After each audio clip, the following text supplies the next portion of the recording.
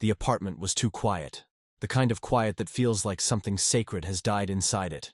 And as Naomi stood barefoot on the hardwood floor holding her phone in a hand that trembled like it didn't belong to her anymore, she realized the calls weren't going to be returned. Not today, not ever again. And in that silence, something inside her gave out, like a wall collapsing without warning, burying what little strength she had left. Just yesterday, she had texted her best friend, only to see the message sit unread. And last week, her fiancé had walked out the door with nothing but a backpack and the phrase, "I just don't think I can do this anymore," leaving the engagement ring on the counter beside a cup of cold coffee. No explanation, no discussion, just absence. Naomi stared at the blinking voicemail notification, knowing it was her mother, who called from 1,000 miles away out of obligation rather than affection, always ready to tell her what she was doing wrong, but never once asking how she was really holding up. There was no one left, no one who knew the full weight of her story, the history behind the quiet strength she used to carry, or the loneliness that had been slowly strangling her voice. Her job had been the last tether to something that felt like purpose, but after the third round of layoffs, her name had been on the list, followed by a short, sterile email and a box of her belongings packed by someone else. She had brought the box home and set it on the kitchen table like it was a coffin for her former life.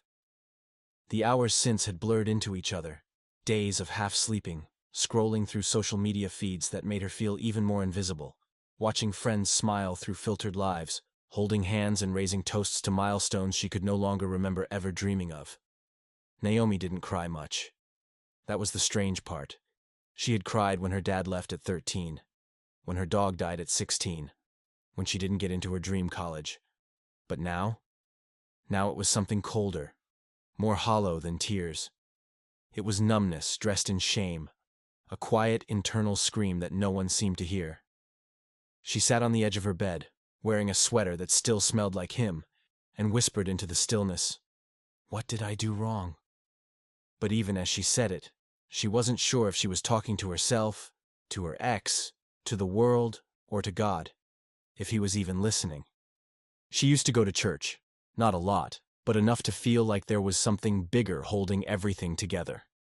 Sunday mornings with soft music, friendly smiles, and a coffee cup with her name written in marker. But that was years ago, before disappointment started layering itself over her life like dust on an unused book.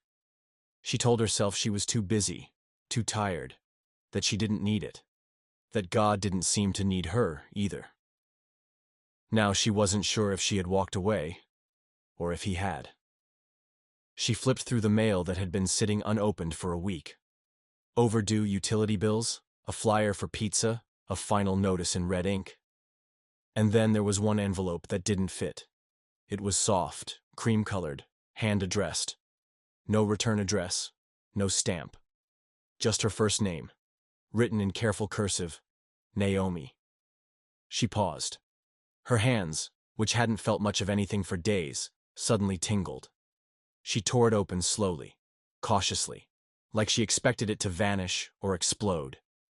Inside was a single folded piece of paper. It wasn't typed. It wasn't some marketing thing. It was written by hand, and in the center of the note, underlined twice, was a verse she hadn't heard in years. "The Lord is close to the brokenhearted and saves those who are crushed in spirit." Psalm 34:18. She read it once, then twice. Her throat tightened. The handwriting was unfamiliar.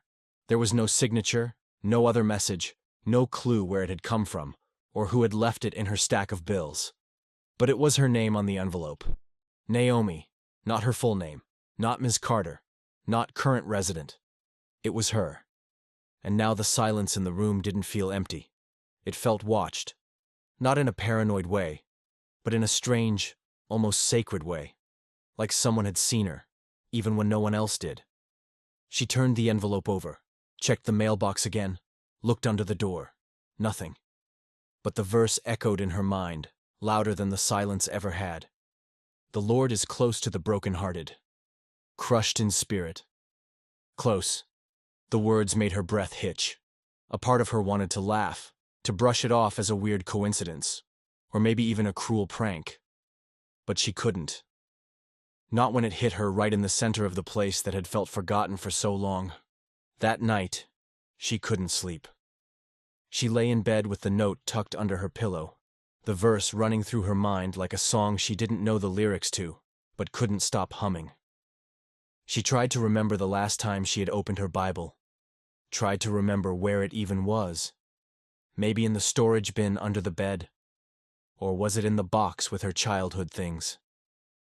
As the streetlights flickered through the blinds, she whispered again, this time not into the silence, but upward, uncertain. Is this you? Are you still there? No answer came. No light filled the room.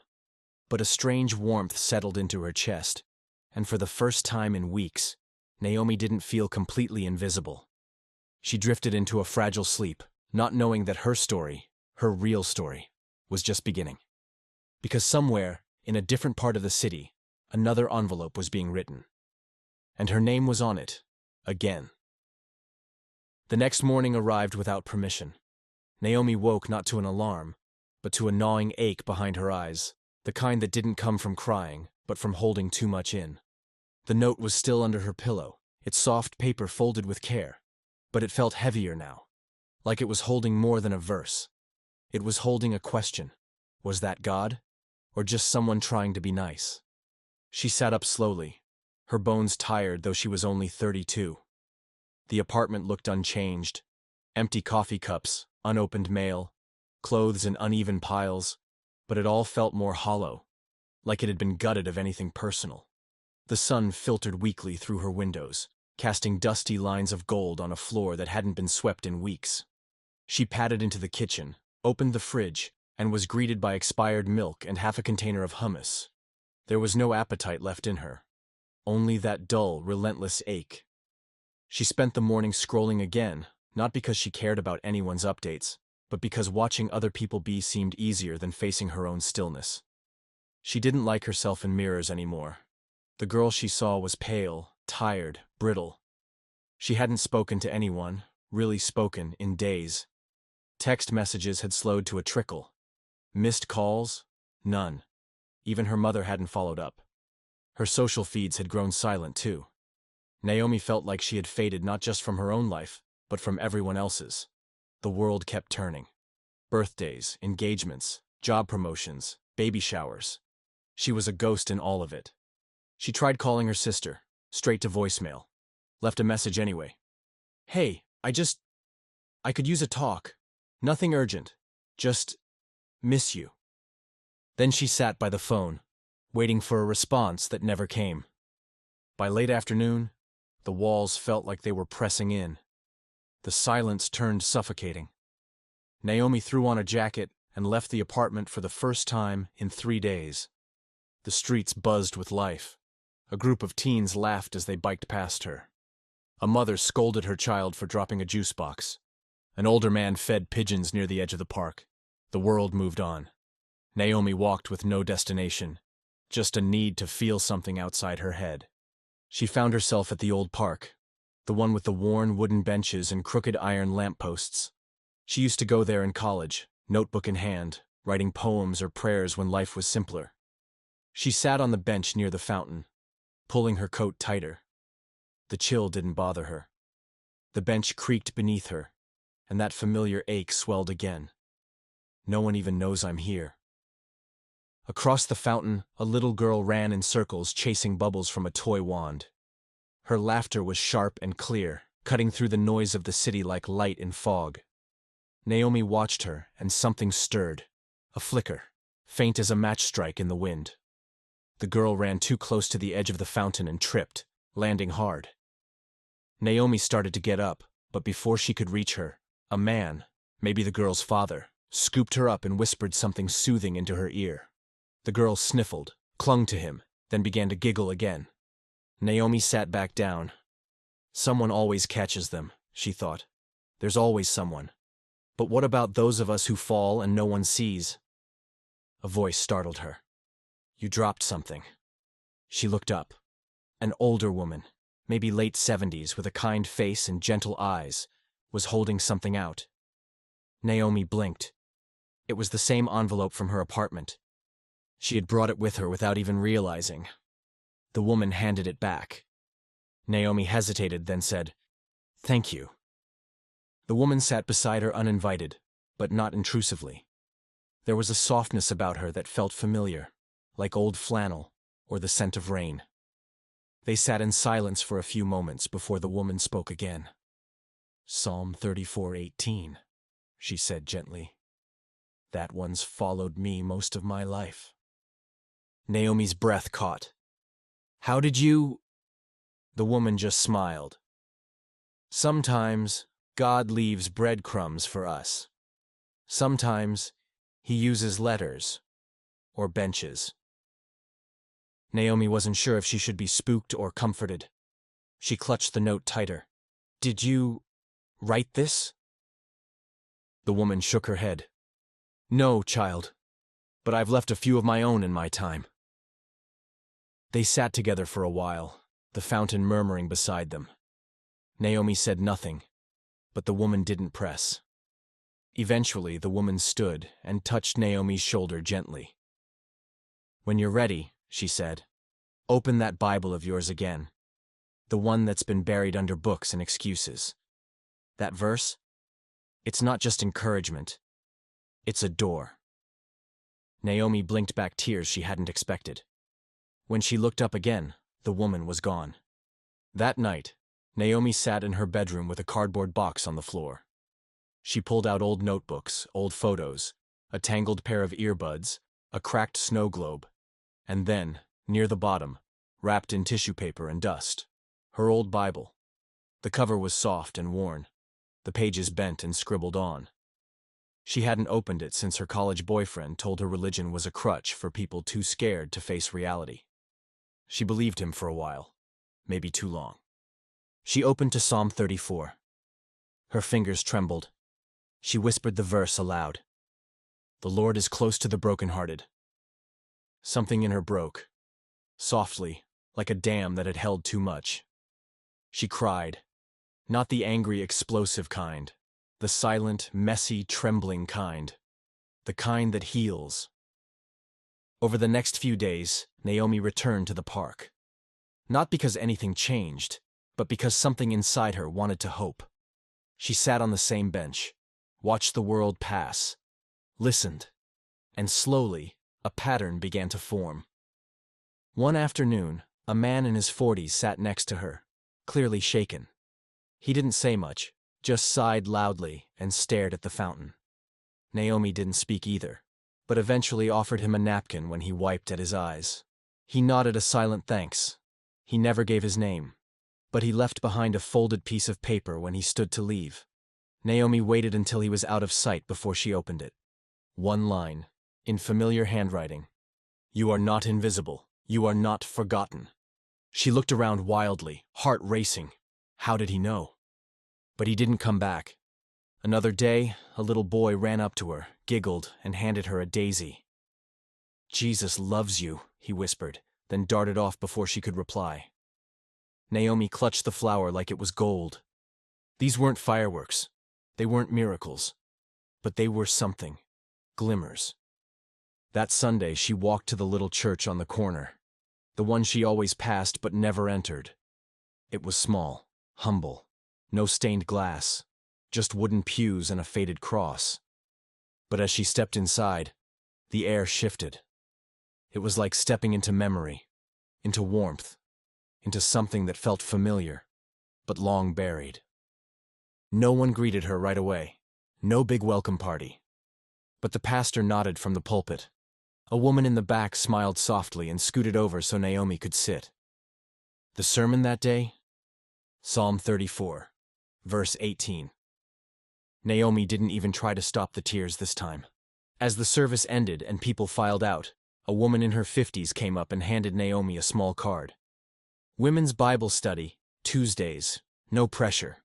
Just if you ever want to come." Naomi took it, her fingers brushing the woman's. "Thank you." She walked home slowly, card in hand, head spinning. Something was shifting. She wasn't healed, not yet. But for the first time in a long time, she wasn't just surviving. She was listening. She was following breadcrumbs, and the next one she sensed was leading somewhere deeper, maybe even toward the truth she'd spent years avoiding.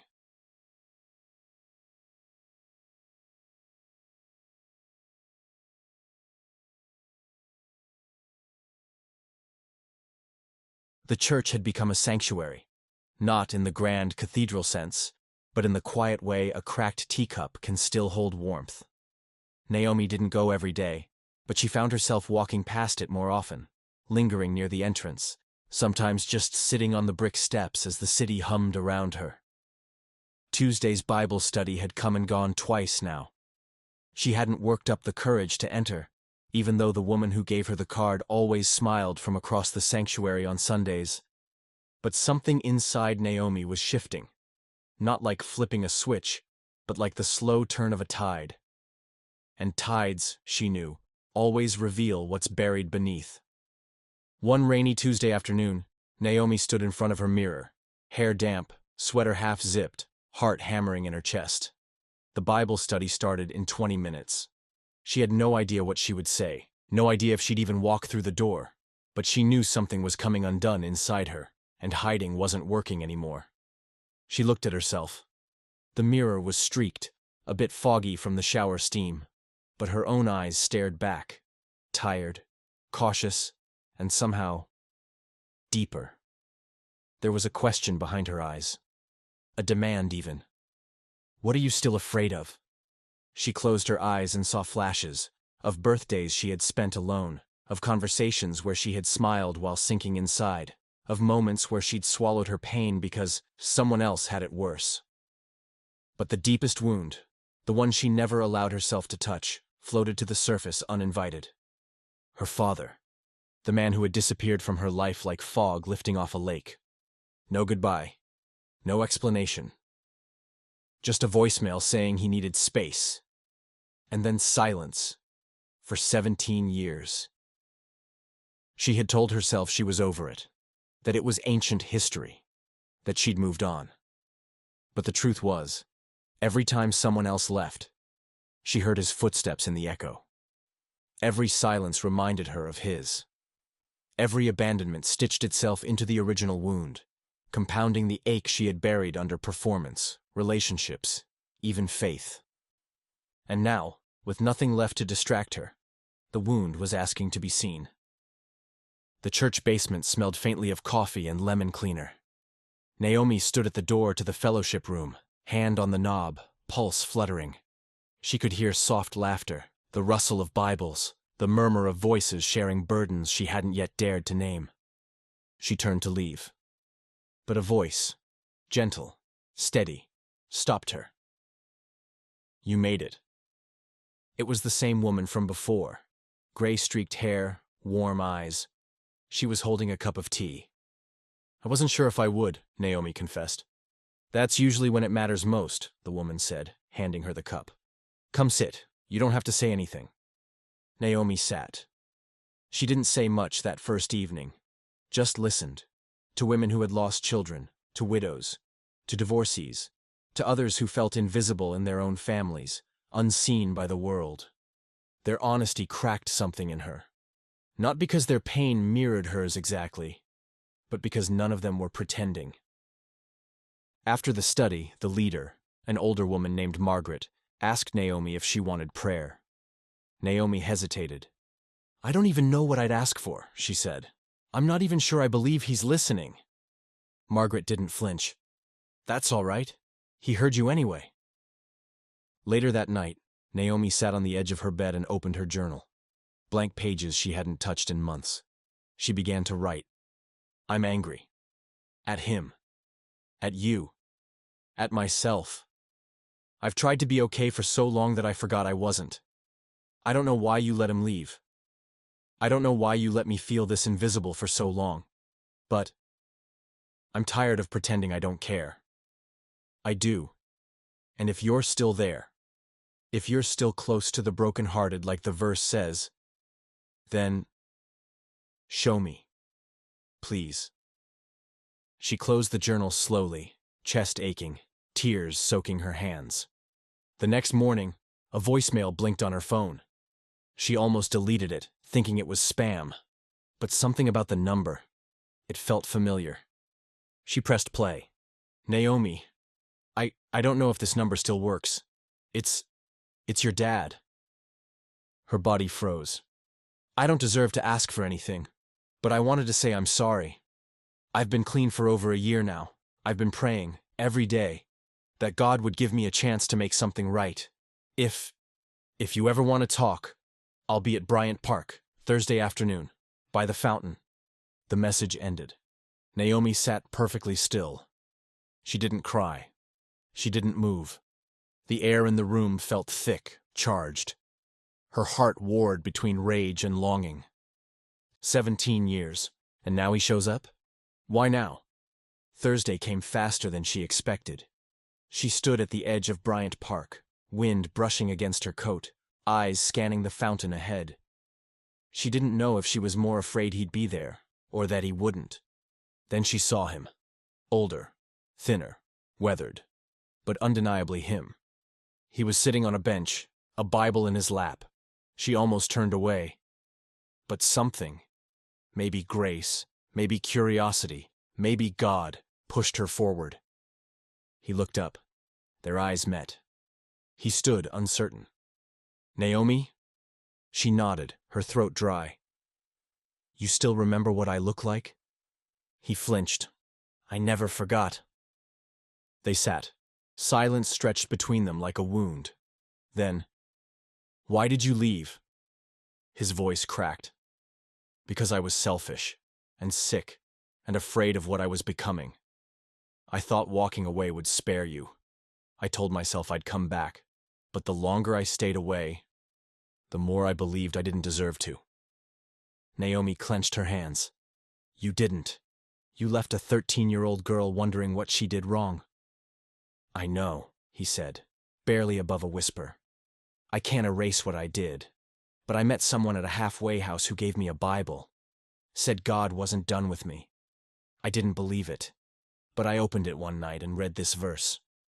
He pulled out a card from his Bible. Handwritten. Familiar. Naomi's breath caught. The Lord is close to the brokenhearted and saves those who are crushed in spirit. Her eyes widened. I started writing verses down, he said, leaving them at shelters, churches, parks, for anyone who might be hurting like I was. Naomi reached into her bag and pulled out the envelope. Did you leave this? He stared, shook his head. Number. But maybe someone else did. Someone like me. Naomi's walls, the ones she'd spent years building from hurt and shame, began to crumble. They talked for hours, not about everything, but enough. Enough to see that maybe God hadn't just been near her, but near him too. That night, Naomi sat in her apartment with the Bible open and the letter beside her. She realized something profound. God didn't just show up in the silence. He had been moving through it all along, in the stranger at the bench, in the daisy from the child, in the woman who gave her a card, in the broken man trying to make things right. God hadn't removed the pain, but he had woven purpose through it. And now, it was her turn to choose. The bench at the edge of Bryant Park had become something more than wood and iron. It was now a witness. Naomi returned there every week, not because anything dramatic happened when she sat on it, but because something inside her kept unfolding when she did. It wasn't about the fountain or the conversations, or the hope that her father might appear again. He had, 3 times now, and each meeting was awkward but strangely healing. It was something subtler, quieter. She would sit, often without her phone, sometimes without even her Bible, just sit, breathe, and listen. She had never realized how loud her world had been. Her mind had been a constant storm for years, full of doubts, regrets, shame, defense mechanisms disguised as independence, and prayers half whispered into the ether, only to be buried under anxiety an hour later. But here, in the stillness, things settled. There was no rushing, no fixing, no performance, just presence. One morning, a breeze slipped through the trees, and the sun angled just right to cast shadows that danced across her journal page. Naomi was writing again, not as therapy, not for social media, but simply because her soul had things to say. She wasn't scripting her healing anymore. She was simply witnessing it. I used to beg you to speak louder. Now I realize I just needed to turn down the noise. The psalm kept finding her. Psalm 34:18. On bookmarks at church, in devotionals emailed by friends she was reconnecting with, on the screen at Bible study. But now, it didn't pierce like it used to. It settled, like a warm blanket across her shoulders, like truth gently stating its presence. I've always been near. Naomi began attending Bible study regularly, not just as a guest, but as a listener. She didn't offer wisdom. She offered attention. And in a world where everyone seemed to be fighting to be heard, her quiet presence felt like a ministry in itself. One Tuesday, a new woman arrived, mid-40s, eyes wide with panic behind her mascara. She introduced herself only as Dee, and sat in the back, arms folded across her chest. Naomi noticed her immediately, not because she made noise, but because she radiated the kind of pain Naomi had once carried like a second skin. After the study, Naomi approached her slowly. "Hey, I'm Naomi." The woman nodded. "I used to sit in that exact seat," Naomi said with a soft smile, arms crossed, eyes watching the door. A pause, then a whisper from Dee. "I almost left 3 times before it started." "I did leave," Naomi replied. "My first night. Came back 2 weeks later." Dee's eyes glistened. "Does it ever stop hurting?" "No," Naomi said honestly. "But it gets quieter, and sometimes you even learn why it was there." They sat together after that, every week. At home, Naomi's apartment began to change, not because she bought new furniture or lit scented candles, but because the atmosphere itself felt different. The walls that once echoed her loneliness now seemed to reflect something sacred. She had started putting verses on sticky notes, on her fridge, her mirror, her front door. Not all were hopeful, some were simply real.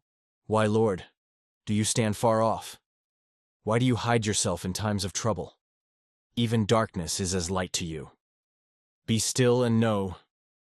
She didn't need to pretend everything was healed. She had stopped chasing the illusion of instant transformation. Healing, she now understood, was often quiet. It happened in the background. It happened when no one was watching. One afternoon, she sat by the window, sipping lukewarm tea, watching the rain trace silver threads down the glass. She whispered a prayer, not asking for anything, just being. "Thank you for sitting with me." That was it. No eloquence, no expectation. And something in her responded. A warmth in her chest. Not a vision. Not a miracle. Just the unmistakable sense that she wasn't alone in the room. It wasn't goosebumps or tears this time. It was peace. She began to mend broken connections, slowly, gently. She called her sister again. This time, her sister answered. Their first conversation was stilted, awkward, but real. A week later, they met for coffee. They didn't talk about the past. They didn't dig into trauma. They just laughed, like they used to. And when her sister hugged her goodbye, she held on a little longer than Naomi expected. "I missed you," she whispered. "Me too," Naomi replied. She also started leaving notes, anonymous, quiet, folded verses with no explanation, on benches, inside books at the library, tucked between grocery store shelves. One on a car windshield, always the same verse. "The Lord is close to the brokenhearted." Sometimes she wondered who would find them. Maybe no one. Maybe someone just like her. But that wasn't the point. The act itself felt like worship. Like a declaration of what had once saved her. And then, one evening, something unexpected happened. She received a letter, no stamp, just tucked into the crack of her apartment door. Her name again. Just Naomi. She opened it slowly. Inside was a note. Neat handwriting, different from the first. You don't know me, but I found your note at the bus stop. I was about to do something I can't even write. But then I read that verse. I don't know if I believe in God, but I believe someone saw me that day. Thank you, whoever you are. Naomi sat down. Tears returned. But they were different now. Not grief, not desperation. Joy. The kind that blooms quietly, the kind that doesn't need an audience. One Sunday morning, Margaret asked Naomi if she would consider sharing her testimony at a women's brunch. Naomi hesitated. The old fear whispered, "You don't have anything special to say." But the new voice, still small, whispered, "Tell them what I did." So she said yes. The brunch was modest, folding chairs, plastic tablecloths, lukewarm coffee. But Naomi stood before the group with her hands shaking and her voice steady. She didn't dramatize. She didn't over-explain. She simply told them about a season of feeling invisible, about finding a letter she didn't expect, about a verse that chased her across a city, about a father who came back, about a God who never left. When she finished, there were no standing ovations, just stillness. Holy, unspoken, deep. And then, one by one, the women began to speak. I thought I was the only one. I haven't felt seen in years. Do you think he hears me too? Naomi didn't have all the answers, but she smiled and said the truest thing she knew. Yes, I know he does. Later that evening, she sat on the same bench at Bryant Park, journal in hand. The city buzzed faintly around her, but it no longer drowned out the quiet within her. She wrote, I used to ask you where you were. Now I know you were always sitting beside me, in the silence, in the stranger, in the verse. You never shouted, but you whispered until I could finally hear you. She closed the journal, looked at the sky, soft with dusk. No fireworks, just stillness. But this stillness wasn't empty anymore. It was full of presence, a breakthrough moment where everything would suddenly make sense and her heart would stop aching. But now, sitting in the soft light of morning at her kitchen table, warm tea between her palms and Psalm 34:18, hand-penned across the edge of her journal, she understood something deeper. God doesn't always resolve stories with grand endings. Sometimes he simply redeems them. It had been 6 months since she found that letter. The first one. 6 months since she had stood barefoot in an apartment that felt more like a tomb than a home, wondering why no one saw her. 6 months since she had whispered into silence, unsure if anyone, especially God, was listening. Now the same apartment looked different, not because of the decor, but because of what it had witnessed. Naomi hadn't moved out. She hadn't needed to. The place had transformed from the inside out, just like she had. She still had hard days. The ache didn't vanish. It just no longer controlled her. She still felt invisible sometimes, especially walking into rooms where no one made eye contact, or scrolling past 1,000 curated smiles that whispered, "You're not enough." But now she recognized that voice for what it was. Not truth, but trauma. And trauma didn't get the final word anymore. That belonged to Grace. Naomi began volunteering once a week at a women's shelter. Not because she had answers, but because she remembered what it felt like to need someone who simply sat beside you in the darkness without trying to fix it.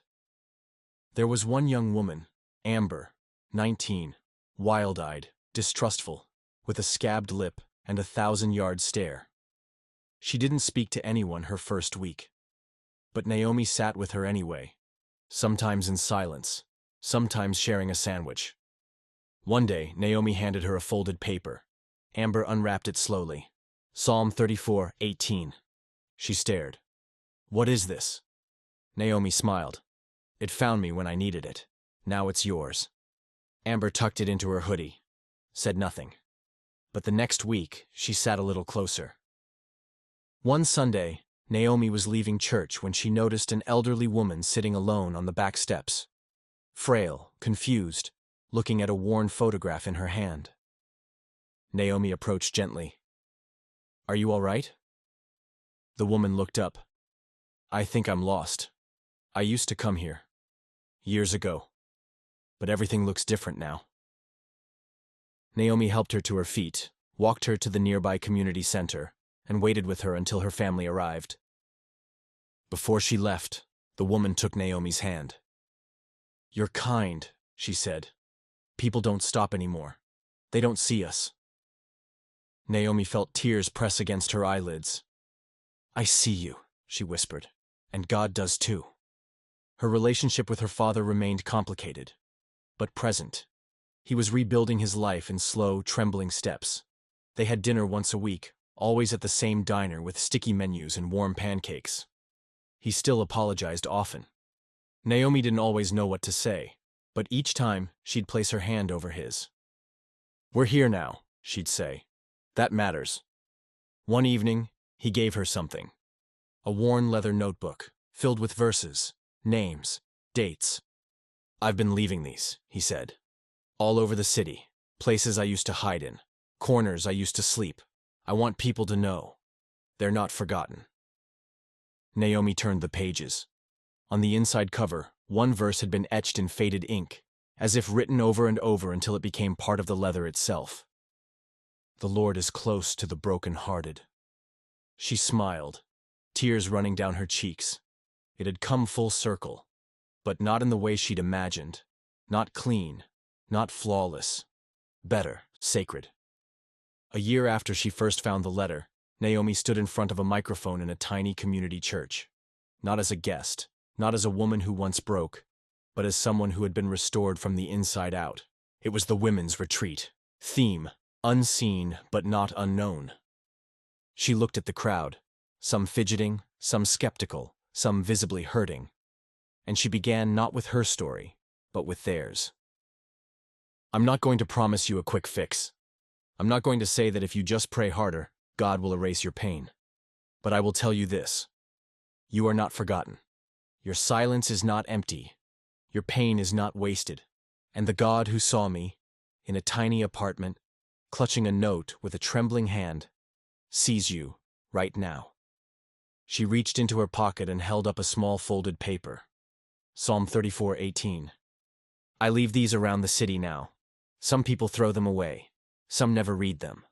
But some write me back. They find my email or my shelter or the church address. They say, 'I was about to give up. And then I found this.'" She paused. "I used to believe I was invisible. Now I believe I was hidden, protected, prepared, not cast aside, set apart for something sacred." Weeks later, Naomi walked past her old bench in Bryant Park. A young man sat there now, hunched forward, face in his hands. She slowed, watched, wondered. Then she reached into her purse, pulled out a card. Psalm 34:18. Folded. Handwritten. She approached without fear, sat beside him, offered the paper. He looked up, startled. "What's this?" She smiled. "A reminder." He opened it slowly. His eyes scanned the verse. He didn't speak for a long time. Then he whispered, "How did you know?" Naomi looked up at the sky, golden with fading light. "I didn't," she said, "but God did." Naomi walked home with a quiet joy wrapped around her, the kind that didn't need an explanation, the kind born not from having all the answers, but from trusting the one who does. She stepped into her apartment, lit a single candle, and opened her journal one last time. "The Lord is close to the brokenhearted, and saves those who are crushed in spirit. He found me when I thought I was lost. He whispered when I thought he was gone. And now, I carry that whisper to others." She smiled, closed the journal, and whispered into the stillness, "Thank you for never forgetting me."